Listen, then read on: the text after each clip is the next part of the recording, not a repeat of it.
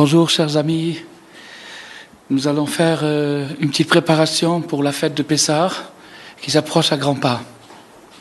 Donc aujourd'hui, quelques mots sur cette grande fête et surtout sur la manière de l'approcher, de la préparer pour en tirer le meilleur profit.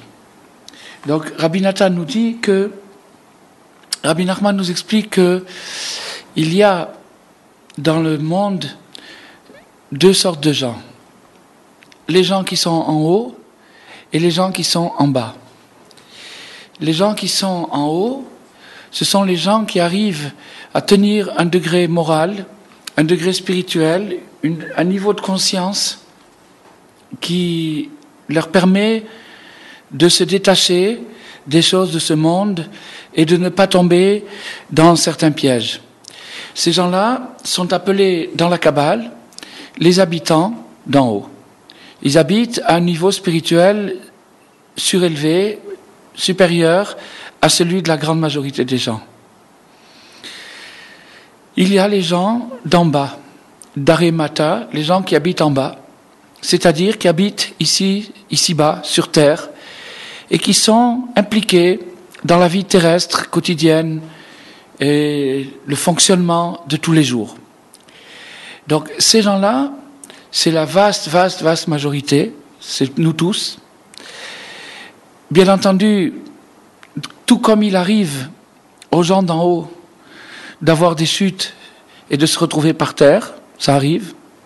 Le roi Shlomo a même dit que 7 fois le tzaddik tombe, il arrive donc lui aussi de tomber. De la même façon, il arrive aux gens d'en bas d'avoir des périodes d'élévation, des périodes de réussite, des bonnes périodes. Alors, Rabbi Nachman nous dit quelque chose d'extraordinaire, qu'il y a un enseignement, c'est-à-dire une approche, une façon d'enseigner le rapport avec le divin qui correspond à chacune des deux catégories. Il y a une façon d'enseigner le divin aux gens d'en haut, qui est différente, même opposée à celle qu'on emploie pour les gens d'en bas. La manière qu'on utilise pour enseigner Dieu aux gens d'en haut, c'est en leur montrant que malgré toute leur sagesse, leur spiritualité, leur pureté, leur détachement, ils n'ont encore rien compris. À rien. Pourquoi ? Tout simplement parce que Dieu est infini. Et du moment qu'il est infini, il n'y a aucune compréhension humaine qui peut même pas commencer à l'approcher. Cette attitude, cette approche que les grands maîtres enseignent aux gens d'en haut, c'est-à-dire à l'élite, ce qui peut s'appeler l'élite spirituelle, en leur montrant, vous n'avez rien compris à rien. Cette approche-là est résumée en hébreu par le mot « ayé ». Le mot « ayé » veut dire « où ». Ça veut dire « où es-tu » ? Où es-tu Dieu ? Où es-tu toi, l'être humain ? Une question qui n'a même pas vraiment de réponse. Cette question ayé, c'est le symbole, c'est la clé pour celui qui est en haut de ne pas tomber dans le piège de l'orgueil. Parce que si quelqu'un qui se trouve en haut tombe dans le piège de l'orgueil, il est encore plus bas que celui qui se trouve le plus bas du bas. Donc, c'est la pire des choses. Pour lui éviter ce piège, le tzaddik, le juste, authentique, lui enseigne « tu n'as rien compris ». Il lui fait bien comprendre, il lui démontre et il lui prouve qu'il n'a rien compris. Cette démonstration se nomme « ayé », qui veut dire en hébreu « où ». Alors, je vais l'écrire sur le tableau, mais je ne vais pas l'écrire d'une façon... Je ne vais pas l'écrire dans l'ordre, je vais l'écrire d'une façon un peu bizarre, et après vous comprendrez pourquoi je l'écris comme ça.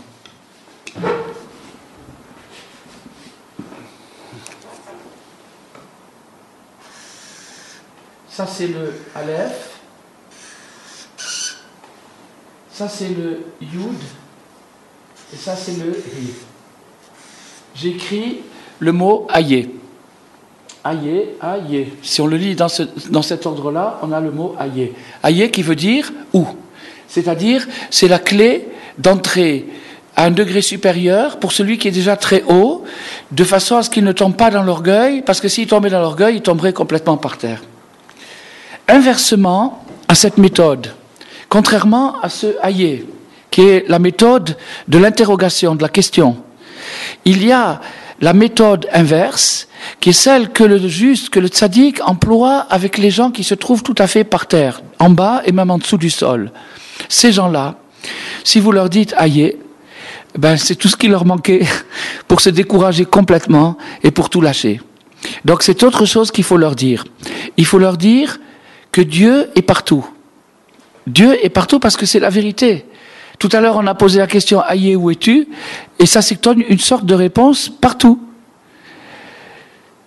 Partout, sa gloire emplit l'univers. Kevodo, Malé, Olam. Malé, ça veut dire « il emplit ». Melo, Chol Haaretz Kevodo, sa gloire emplit toute la terre. La terre implique le degré le plus matériel, le plus presque grossier de la matière, c'est-à-dire le niveau dans lequel se trouvent les gens qui mènent une vie matérielle, une vie banale, une vie habituelle. Donc on a maintenant deux sortes d'enseignements. L'enseignement des gens d'en haut, c'est Ayé, t'as rien compris. L'enseignement des gens d'en bas, c'est Mélo, tu es bien, Dieu est près de toi, il est partout, là où tu te trouves. C'est ce qu'on va étudier aujourd'hui, mais d'abord je voulais montrer un graphique. Alors maintenant je vais écrire le mot Mélo en hébreu, qui veut dire que la gloire de Dieu remplit l'univers. Alors encore une fois, je ne l'écris pas dans la manière habituelle, je l'écris, on va faire une espèce de carré magique.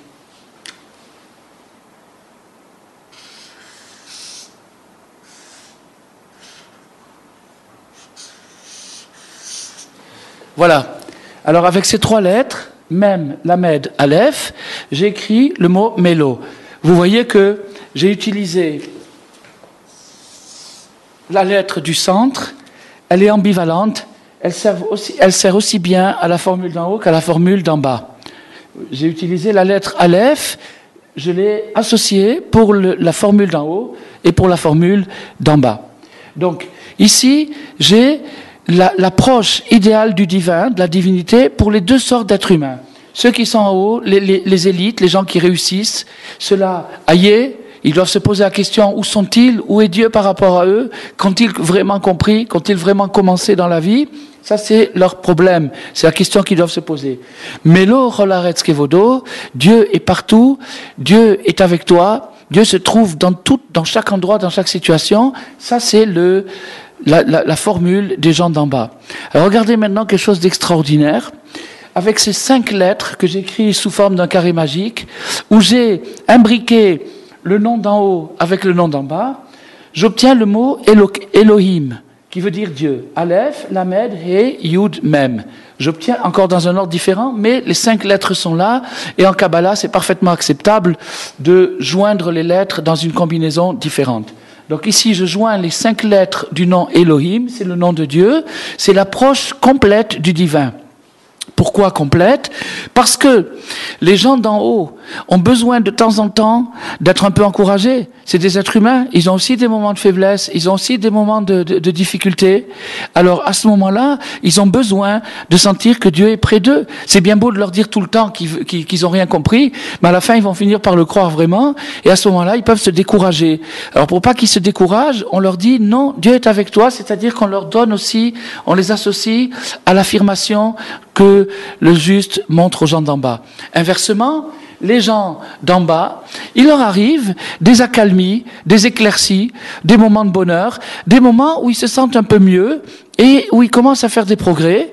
Et à ce moment-là, eux aussi, bien que leur progrès ne soit pas des grands records mondiaux, c'est encore assez modeste, mais malgré ça, par rapport à la situation où ils étaient la veille ou l'avant-veille, ils se trouvent, ils ont l'impression d'être parfaits. Alors à ce moment-là, il faut à eux aussi leur communiquer la conscience de la question. C'est-à-dire de les remettre un peu en question et de leur dire « Attends, ne t'envole pas si vite parce que tu risquerais d'avoir des déceptions. Tu n'as pas encore tout réparé. » Voilà le secret d'Élohim, le secret d'Hachem, c'est-à-dire comment, dans le nom divin, le nom de Dieu, par lequel Dieu a créé le ciel et la terre, Bereshit bara Elohim et Hashamaim v'et haaretz. Et Hashamaim, le ciel, c'est le domaine des gens d'en haut, et la terre, c'est le domaine des gens d'en bas. Elohim, Dieu, crée le ciel et la terre, il crée les deux consciences, les deux approches, et il nous permet de l'approcher grâce à ces deux approches et grâce à leur synthèse.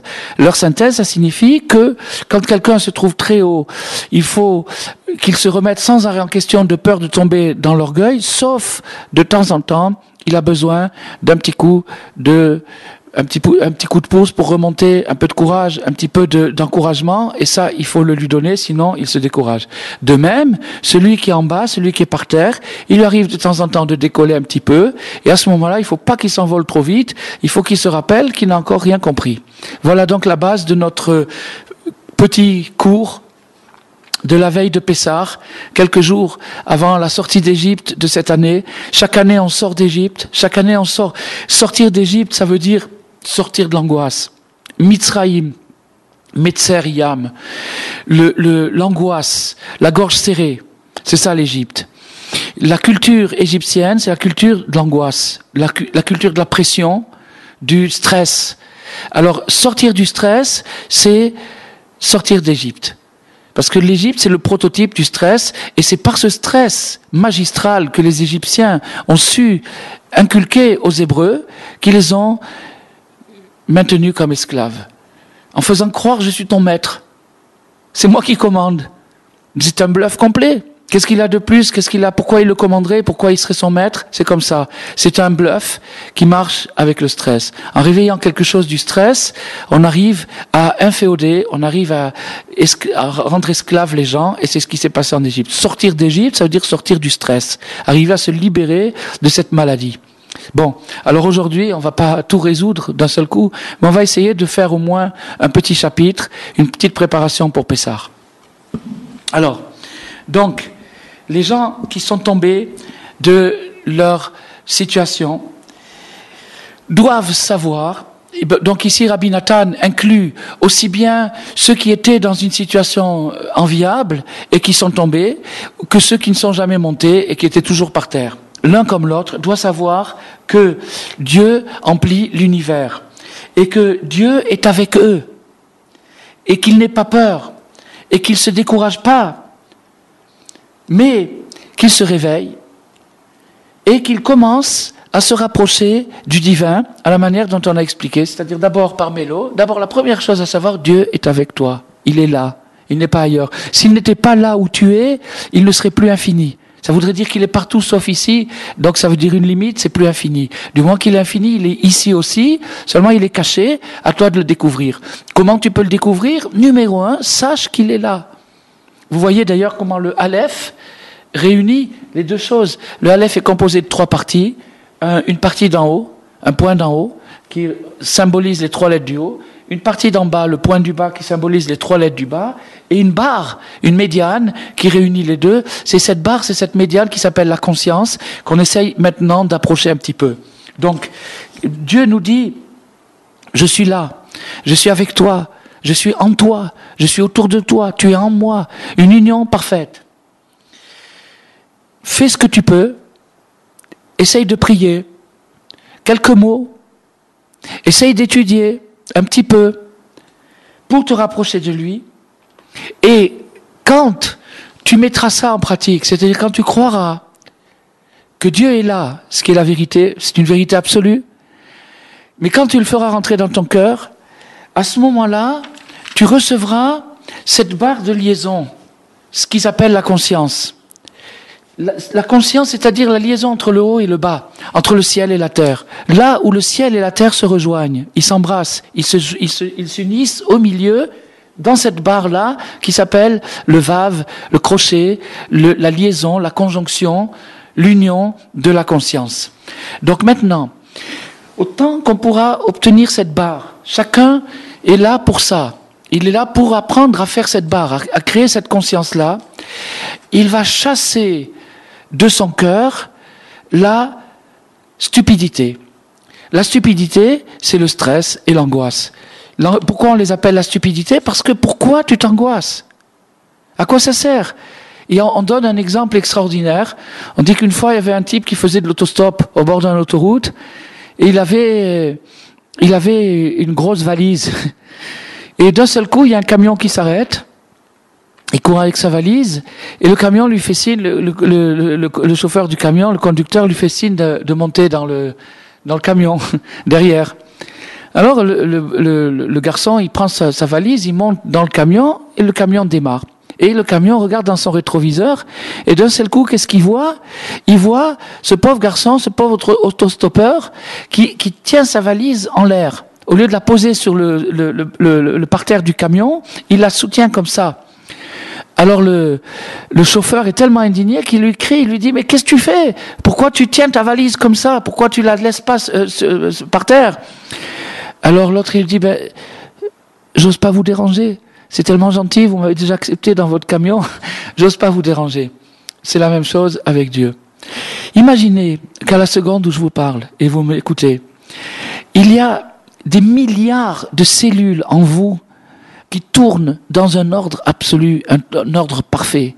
Toutes les cellules qui composent les atomes, les molécules, toutes les particules les plus infinitésimales qu'on peut même pas capter avec un microscope, toutes ces particules-là, elles sont manœuvrées et elles sont animées avec une sagesse parfaite.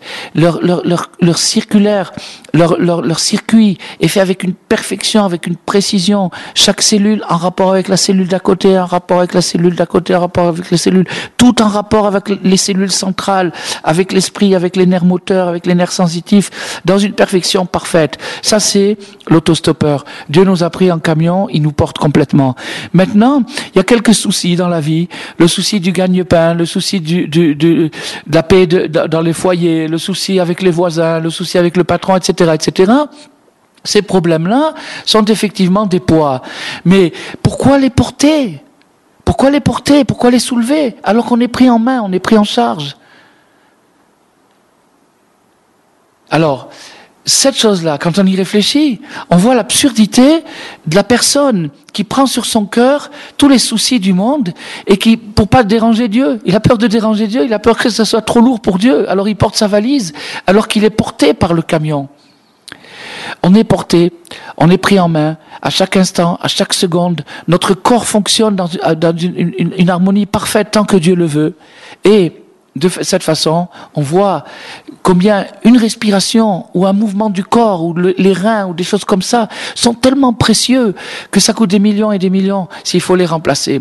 Et Dieu nous les donne à chaque instant. Il nous donne à manger, il nous donne à boire, il nous donne l'air à respirer. L'air à respirer est gratuit. L'eau est presque gratuite. Le pain n'est pas trop cher. Toutes ces choses vitales sont pratiquement gratuites avec amour et avec grâce et avec respect.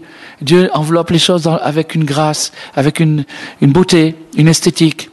Donc, celui qui se prend en main, c'est-à-dire celui qui veut prendre le poids de sa vie sur lui-même, tout sur lui-même, il rentre dans un stress inutile et c'est ça qui s'appelle en hébreu le ruach shtut, c'est-à-dire le souffle de stupidité.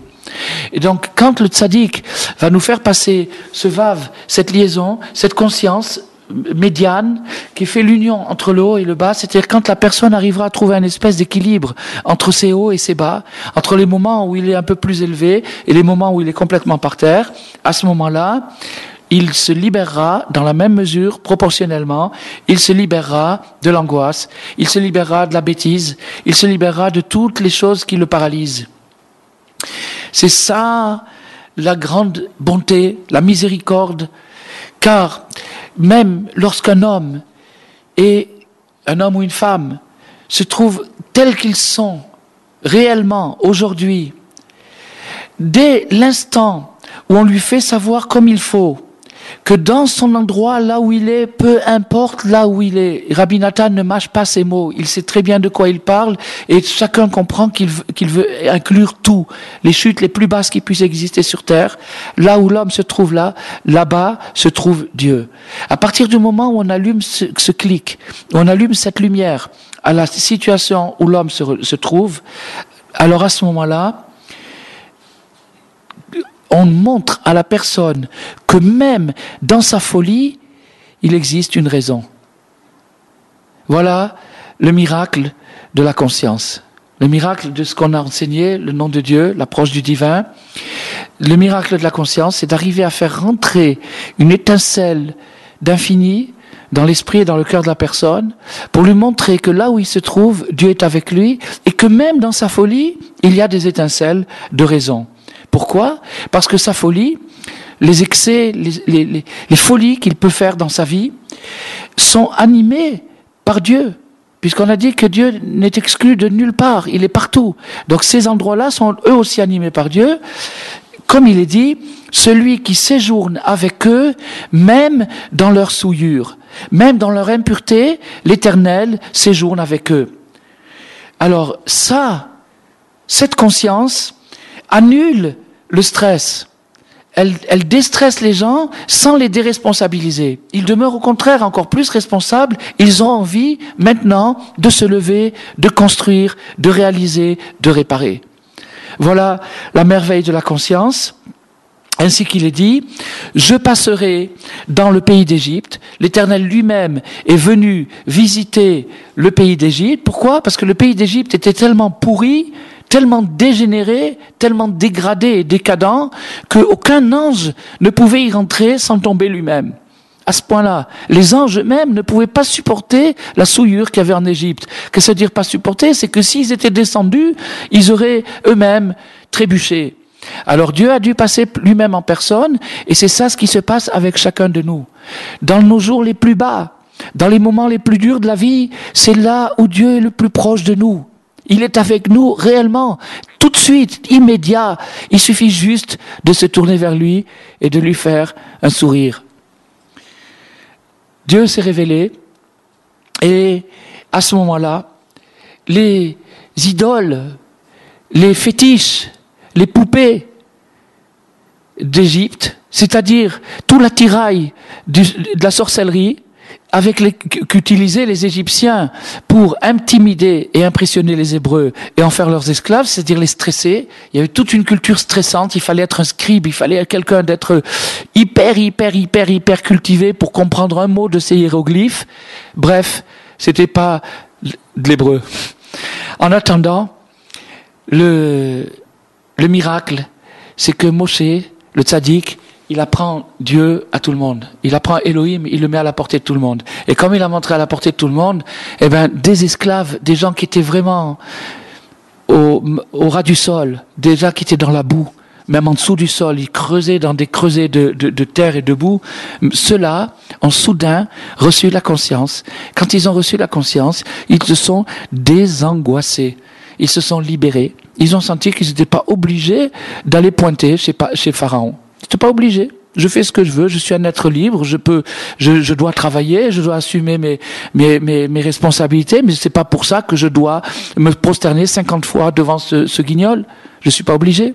Alors, à partir de ce moment-là, l'homme est libre, et à ce moment-là, il se rend compte que toute la folie qu'il avait pu avoir, c'était simplement parce qu'il avait oublié Dieu.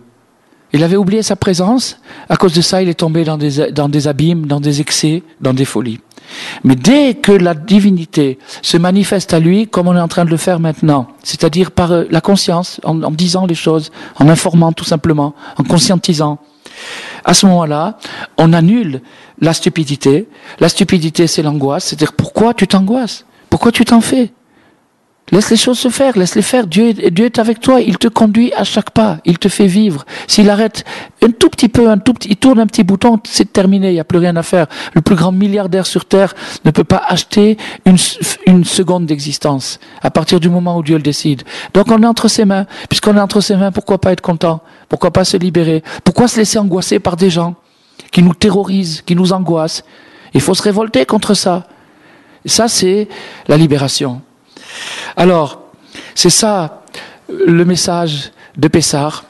Tous les détails qu'on va vivre pendant la nuit du Seder et puis pendant les 8 jours de fête, tous ces détails-là, chacun des petits détails, c'est des merveilles. Tous les petits détails, tout ce qu'on mange pendant le Seder, tout ce qu'on boit, tout ce qu'on raconte. Mais encore une fois, il faut pas se stresser, c'est s'angoisser.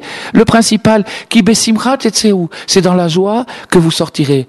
Je souhaite à chacun et à chacune de mes chers frères et mes chères sœurs une très bonne fête de Pessah, une grande libération, une sortie d'Égypte pour tout le monde et qu'on se libère enfin de tous nos esclavages et de toutes nos servitudes et qu'on voit très bientôt Mashiach. Amen.